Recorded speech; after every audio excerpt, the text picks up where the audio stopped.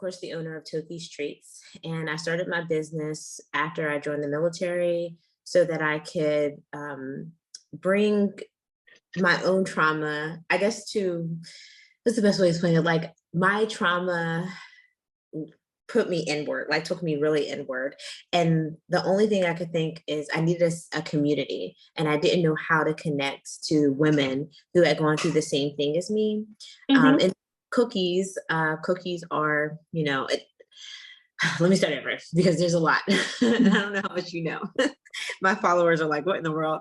Okay, so basically, um, I had a sexual trauma when I was inside of the military.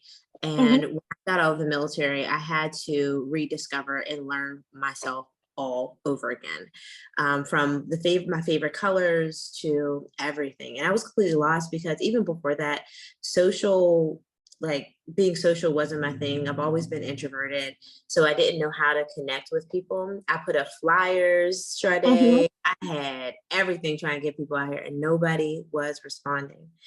So with my business, my main focus is teaching women how to love on themselves after trauma, like to really like just fall in love with the person that you are, authentically yourself, so that you can actually be authentically yourself in front of everyone, and you're just walking through life with ease.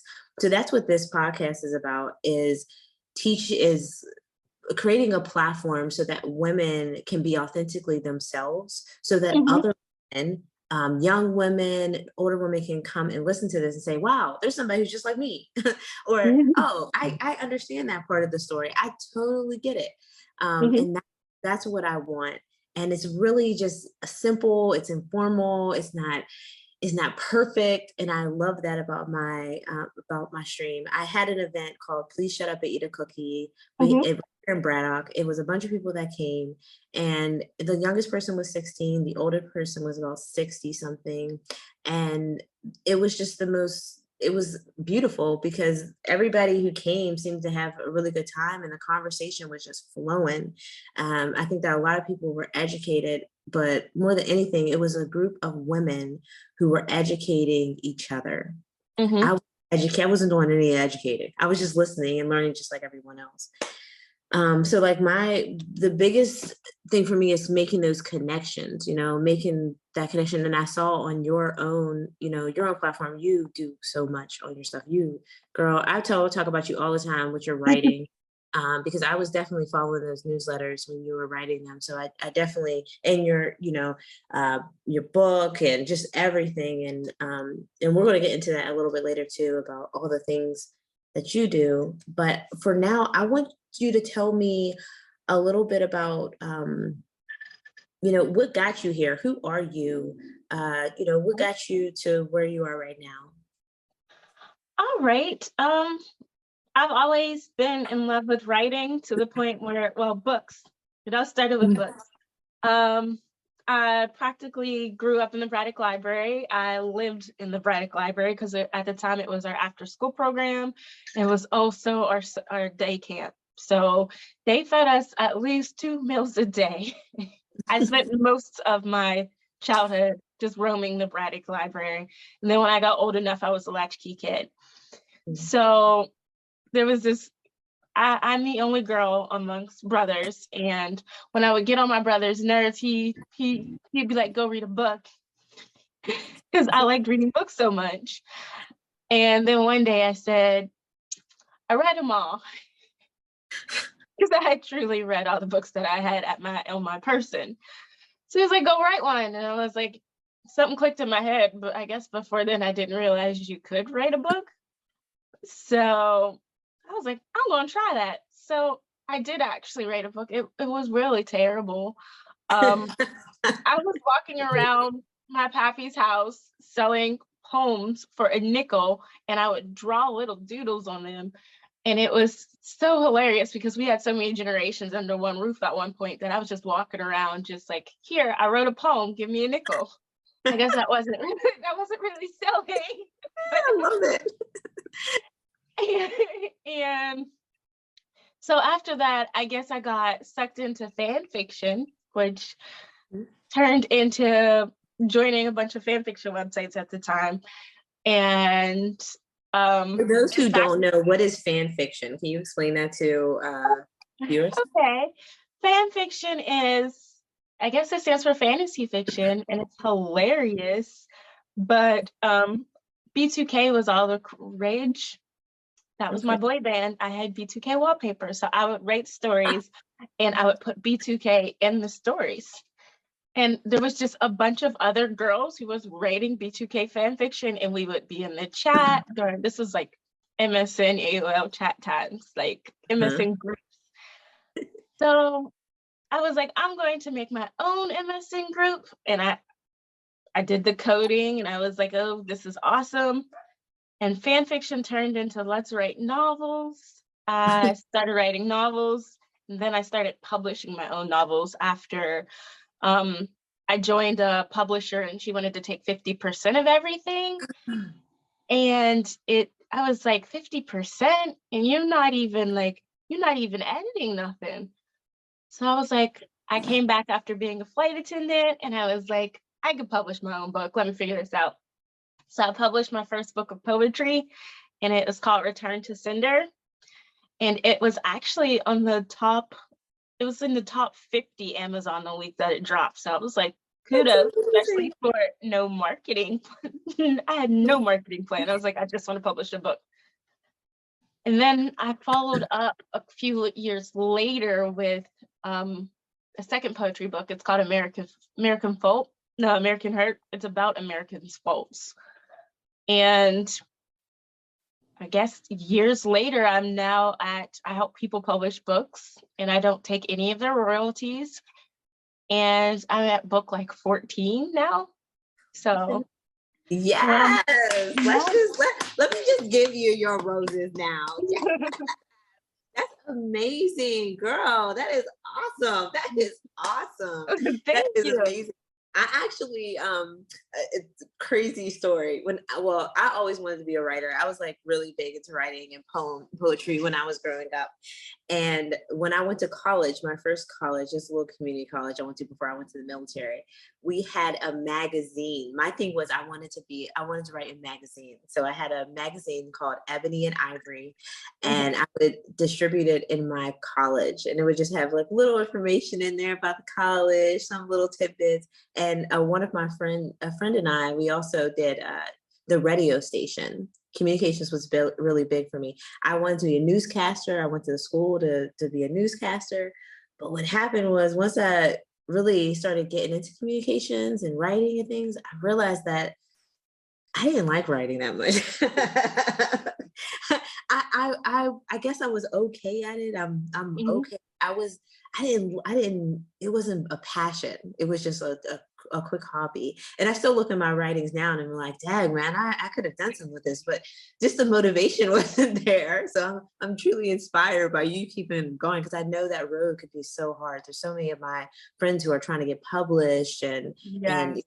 stuff like that. And yeah, the road to actually having a book out there can be hard. There's a lot of foxes, a lot of people trying to be sly. Um, but yeah, you talked about like your younger self and going into the library, and library being your safe haven. I think that me and you went to, we went to the same school district for a while. And when I was in middle school, I remember that was my spot, even in elementary school. But instead of going Mhm. to the adult library, my library was the Edgewood Library. And Mhm. I lived there. Like I lived there. Me and one of my really good friends, she's in Virginia now. She, shout out to Dee Dee. She is the same way. We lived in the library. And I wanted to be a librarian and all that good stuff. So words were really important to me as well. Can you tell me a little bit about though, about your younger self, about the person that you were, uh, even like when you got that first library card, um, I did guess you? I guess younger me didn't really know who she was yet. Um, it's so funny. The only constant like growing up is you're forever evolving, and you're forever like trying to get to know yourself, but that constant was always books, like Mhm. traveling places through books. And younger me got picked on a lot. Mhm. Yes. it was like elementary me got picked on a lot because of my darker complexion. But books have always been like, oh, like I loved books. I was like, this is a part of my personality. Like it's a core part of my personality. And after I was bullied, there was a little part of me where I was like still trying to find out who I was and where I was. And I guess after getting over being bullied, I guess I didn't get over it because people bullied me and then I bullied people that did not bully me. And it was just like a cycle for a while until I realized, like, I guess I took a mediation. They put us in these mediation classes. And it was supposed to be a peer mediation class. It was supposed to be like, oh, you could leave your class to go join this group of people in this room. And they taught us peer mediation tactics. This was like, when I say, well, it's not middle school, because I realized a lot of people don't have intermediate schools like Woodland Hills had. Yeah. We had an intermediate school, and it was at that intermediate school where they're like, we're going to teach you guys peer mediation. And it turned out it might have just been the bad kids at the time. They're like, we're going to teach you how to mediate. Yeah.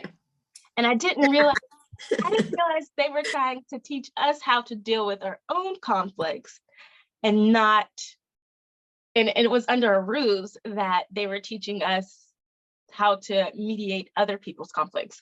But it helped me deal with a lot of my internal conflicts that I hadn't even realized that they did that really sly if that was the intention. I was like, oh. That most likely was the intention. It was all of you in the room. It was mostly like, yeah, let's grab all of them together and we'll just teach them how to handle their emotions and handle their anger.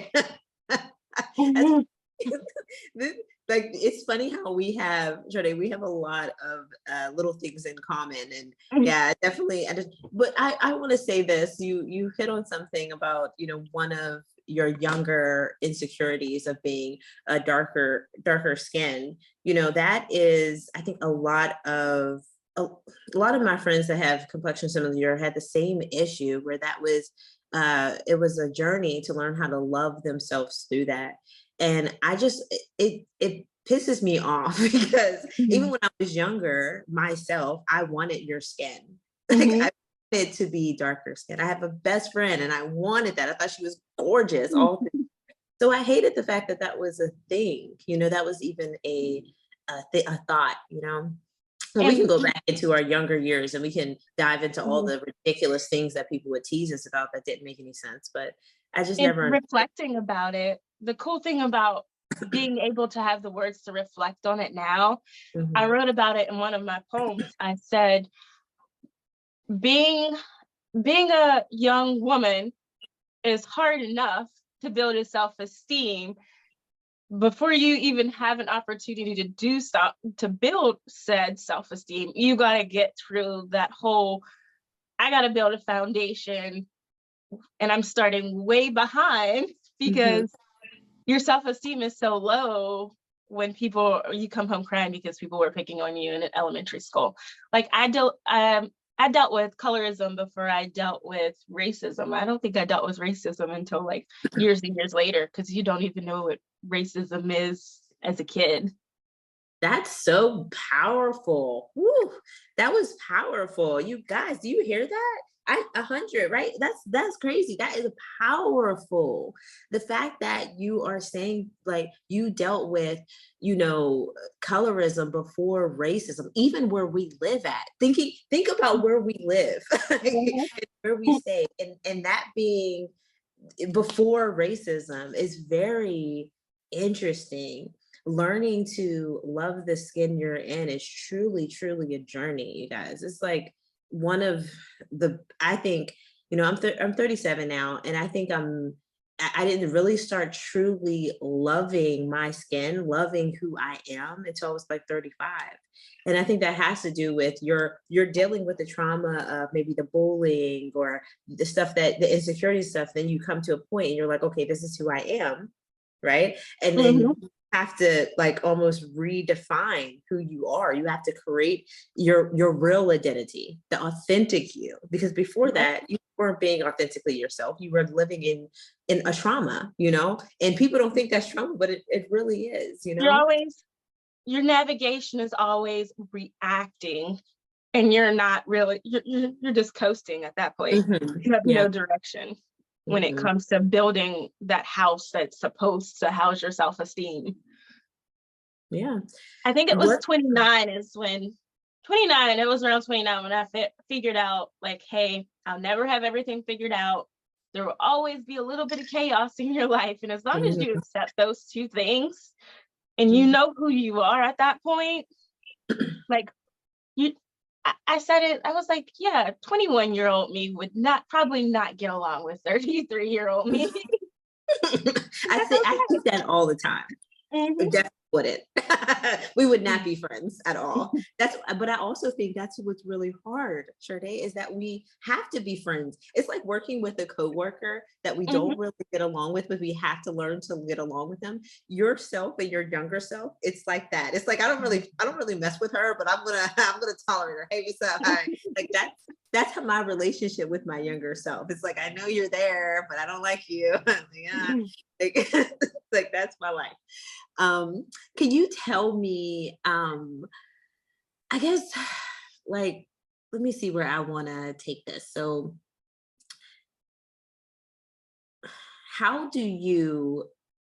what are things that you allow or that you do to fall in love with yourself?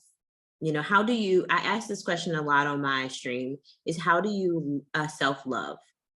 You know, we talked about the trauma and you know what we have to go through, and people always think like when I say trauma that I mean, or when I say sexual trauma that I mean sexual, like I mean like having sex, right? But when I talk about sexual trauma, I'm also talking about being okay in your body, right? And just being able to love the skin you're in. I think that is so much broader than what people think. So how did you learn through all of that to fall in love with yourself? What was that point like? It took a lot, I guess, writing.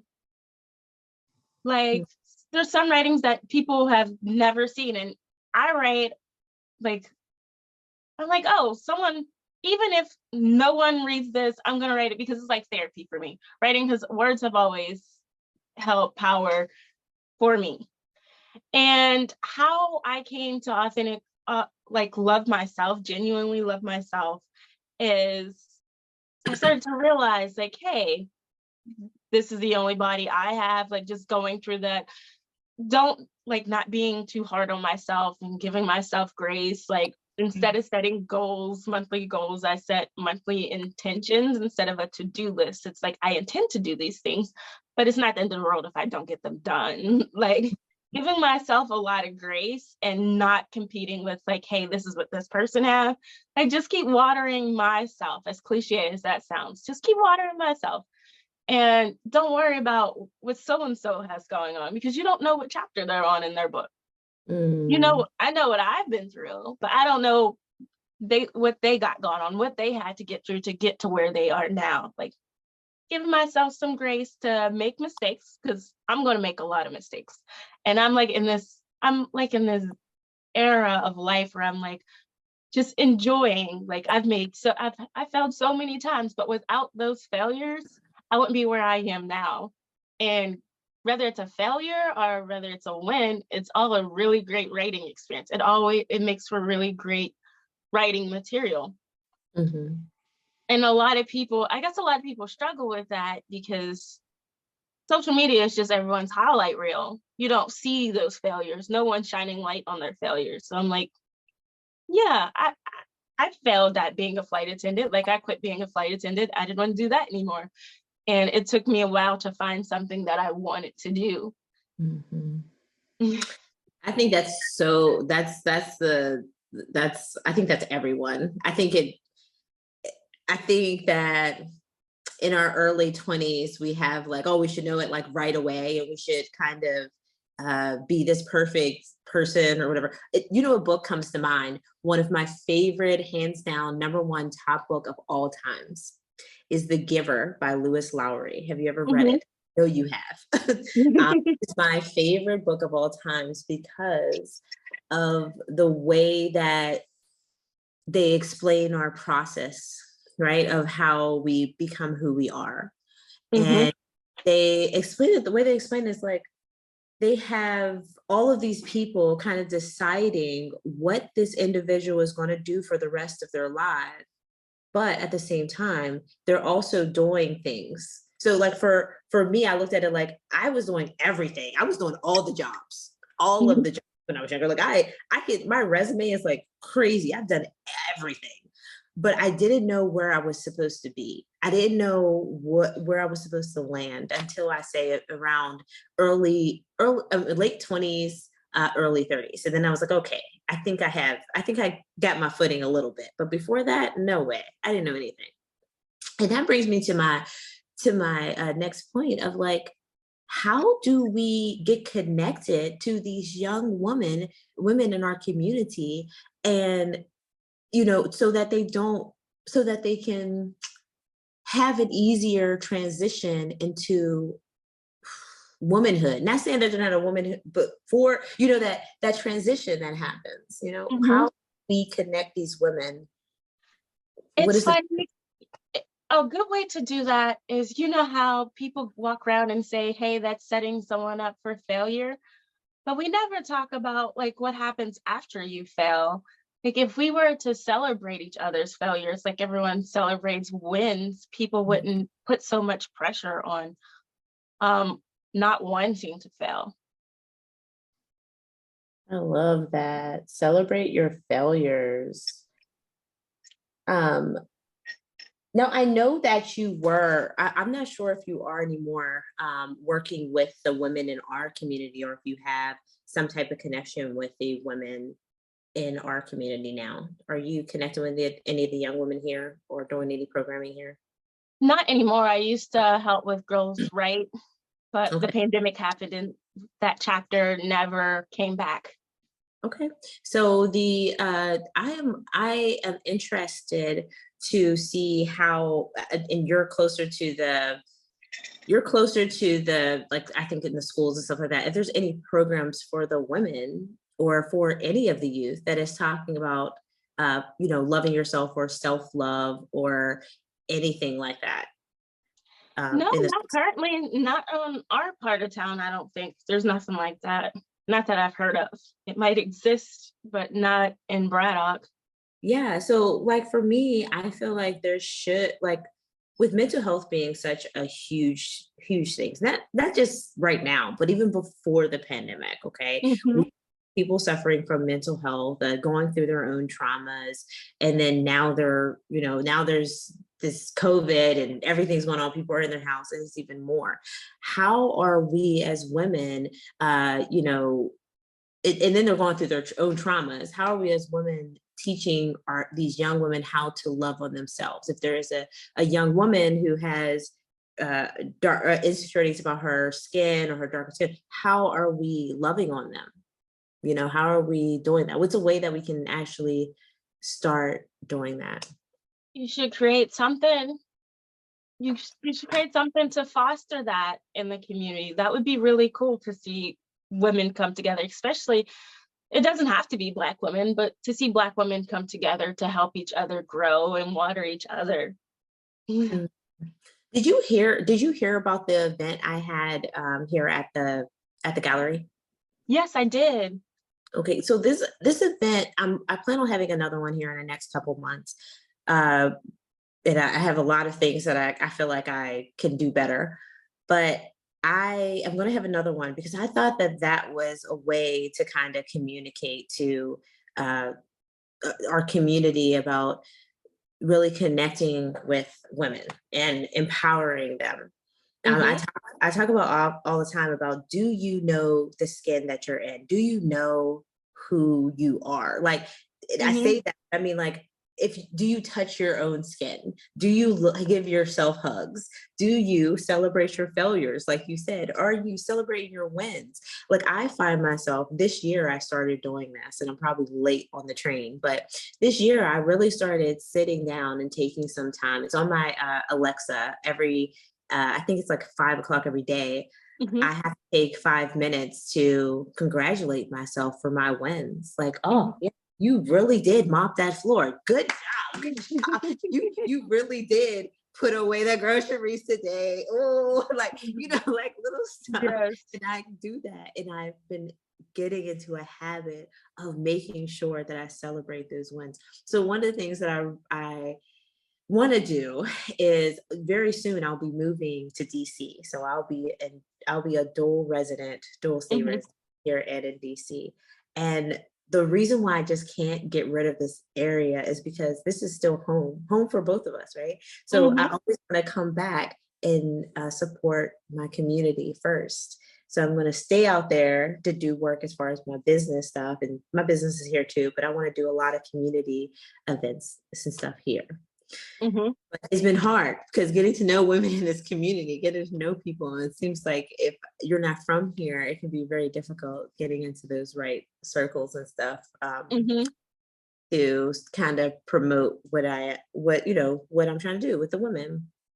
And one of the things that I wanted to discuss is, or wanted to go over, is the moment where I fell in love, or the moment where people fall in love with themselves, right? And what does Mhm. that look like, and what does that feel like?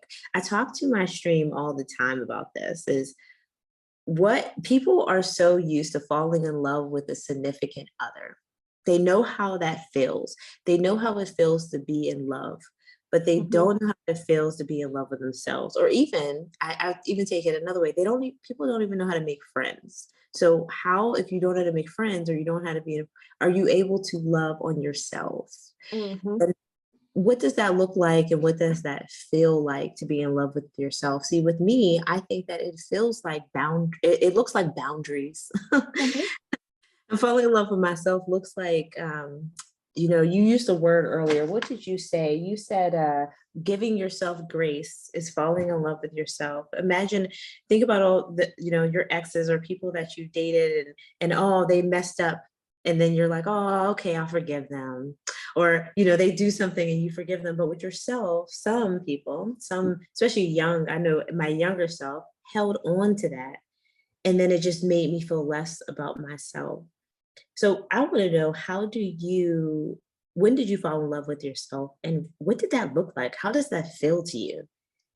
It was around 28, 29, and it looked like me figuring out my self-love language, because a lot of people talk about their love languages, but they don't talk about their self-love language.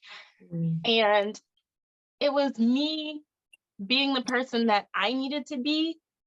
Like, I don't even think, yeah, I wasn't even in a relationship yet, but I needed to fall in love with myself and create ways to keep myself accountable for my own action and my own zen before I could let anyone else in. mm, I definitely get that. It took me so long to do that. So long, Chardae, to get that to that point that I fell in love with myself. That it was, and it's almost like a light switch happened for me, where Mhm. one day I was just like, letting situations, like, it's that proactive versus reactive, right? So like Mhm. I was being super, like, just reactive, and I wasn't stopping and just like proactively just taking care of myself and making the plan, and I wasn't doing any of that stuff.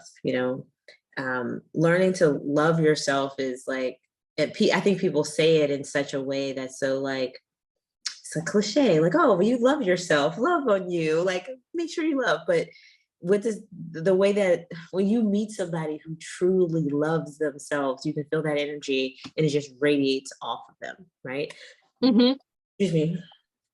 So like, when we talk about loving ourselves, and really looking at our bodies and saying, these are my body parts, this is my hand, this is my arm, learning how to hug ourselves, we talked about that, learning how to give ourselves those physical touch and loving on us. I always comes to the question, because I taught behavior, I was taught behavior students in education, in a behavior setting in schools. And I wanted to uh, figure out how to teach the kids how to truly love on themselves. Mhm. to truly connect with who they are. And the young women that would come up to me, they would have gone through trauma, or maybe they had their own insecurities and stuff like that was going on with them. And I think my opinion was the best way to teach them how to love on themselves. I found the platform was in a sex education class. And I know that people are like, what? No, I don't, that's middle school and younger. They shouldn't be learning sex education. And, some people have their opinions, but I felt like that was the best place to do it, because especially if it's not co-ed, like it's not both boys and girls or in a separate space, because then they're able to ask questions. They're able to see that their peers are the same, that their peers are going through or thinking the same things that they do. Then you're able to learn those tools on how to love on yourself. But different people have different opinions, and I would really love to hear yours. Of what is your opinion on, first, what is your opinion on using the classroom, the sex education classroom, to teach self-help and self-love as well? I think that's interesting, because there was never a type of setting like that in the schools that I've went to, as far as up to high school. Like, nothing like that exists, and creating a safe space like that creates confidence and some this level of having a confidant that you can speak to. Like, that would probably make making friends easier if you just broke those barriers and you had those conversations like straight out the gate. Yeah. So there's this book. It's called Existential Kink. It's from, the author is actually here, or used to live here in Pittsburgh, I think. Yeah, she's from here. And it is freaking awesome. It's like I think my book of the year last year, like that was like the book. I must have read that book like 5 times. But it explains how kink doesn't refer necessarily to sexual kink, and that you can be kinky about things that, of course, are non-sexual. So, when I think about this, I think about teaching middle school and having sex education, being turned on, because, depending on who you're teaching, of course, you're not having sexual activity, but depending on what you do, you can be turned on by things that are not sexual. Like, for instance, I am so kinky and turned on by binge watching the Circle. Oh my goodness, it's on Netflix, girl. I watch this show all the time. I know people are so annoyed by me talking about this show, and I feel shame. I feel so much shame behind it. Like, oh my goodness, like, I watch it every day. And sometimes I don't do work, and I'm just so ashamed of that. And it spirals into kind of like depression sometimes. Like, why am I doing this? And I'm overthinking. And when it comes to like a space of sex education, and I hate even calling it sex education. I wish they would just call it something like empowerment, or sexual empowerment class. Like, not a sex, that sounds so formal, right? I believe sex education, not formal. That's why I want to include all of those things in there, like the sex part, the self-love part, the healing part after trauma, and being kinky and learning to be kinky about things that aren't sexual, that are with you. Like, I am so turned on by the color pink. Like, I love that color. It's amazing. Like, it drives me crazy, and using that and giving that language to high school, middle school kids, and so that they can understand that life is a turn on. Life is a kink. You know what I mean? I think it'll take a level of maturity for the adults to get there, to that space, before the young adults could take that on. I think young adults would embrace that, but I don't think the older adults are ready to embrace such an idea. It is a great idea, because it's just taking the power out of words and putting them somewhere else. Yeah, right. So that's the thing. When I'm going to have my next interview podcast, whatever, is with Blossom, and we're actually going to be discussing the power of words, as in like how you can break that down, and how different words mean different things in poetry and sexuality. We're going to get deep. insane. But so that is like, so is learning how to change the meaning of the words, or give them different meanings, right? So Mhm. that people can associate that with their own lives or what they're going through and how they're feeling. It's Meeting basically people. like rebranding sex education. Sex education needs to Yes, rebrand. I love that. Rebranding sex education. That's exactly what it is, though, because I think that people, even when they look at my podcast, right, they look at this podcast and they see, and I did it on purpose. I did it absolutely 100% on a purpose, that I put sexual empowerment in my logo, on my stuff, that I do that because the first thing that people think is that, oh my goodness, she must be talking about like all types of crazy stuff on her app, or on her live stream. She's definitely talking about, but their sex education and sexual empowerment goes so much deeper than, and excuse my French, Chardae, but learning how to have sex or do any of those crazy, it's so much more than learning how to tie somebody up People think sex education is just like we're just being taught the physical anatomy part, but no one teaches about the mental parts. The yes, mental and the maturity parts. Like if you're just teaching people about their anatomy and you're not putting any of the mental stuff there, you're not making sure that people are mature enough to make such decisions. And that's where sex education fails nowadays. absolutely. I so 100% agree with that. 100%. So this little segment that we're about to do tomorrow, how do we get contact with you to help us? I want you to tell us everything. All right. You can get in contact with me on social media. I can start with that. You can find me on Facebook at Just Day. I didn't realize that there were screen names on Facebook, but that works. Also, you can find me on Instagram, also at Just Day. Unfortunately, I am still on Twitter. Twitter is OMG is Just Day. And my blog is www.omgitsjustday.com. And that's where you can find me if you're looking to publish a book. You can pretty much just hit me up on any of those social medias, but I actually have a page on my blog dedicated to people who need help writing a book. And I'm hoping to, I think I did about 3 last year. I'm hoping to top that and do 4, including some more of my own books, because I've been helping more people publish books than I've been publishing my own books. Oh yeah, that's a no-go. No, we gotta see more work. I was wondering if you were going to, when's the next book coming out? Are you writing anything currently, or? I'm working on my first science fiction book. It's gonna be really good. When it's finished, I'll give it a title. But you could find my poetry books, Return to Sender and American Hurt, on Amazon. Awesome. American Hurt and Return to Sender. I'll be doing a couple readings this year, so you'll see me around Pittsburgh doing some readings of my books. All right. Well, it was such a pleasure to talk to you and to reconnect about this. This is, talking to the young woman, figuring out how people self-love and really having these just really informal kind of conversations are what people need to hear. I'm getting a lot of feedback from the podcast that people are just like, wow, like people I don't even know that are just like, wow, this is exactly, I just needed to be in that room. I just want to sit and listen because I just want to be in the room. So believe it or not, I don't know if you know if these conversations are awesome. My live stream is enjoying it. They were sending up all types of hundreds and yes and all that good stuff. So I definitely agree with a lot of stuff you were saying.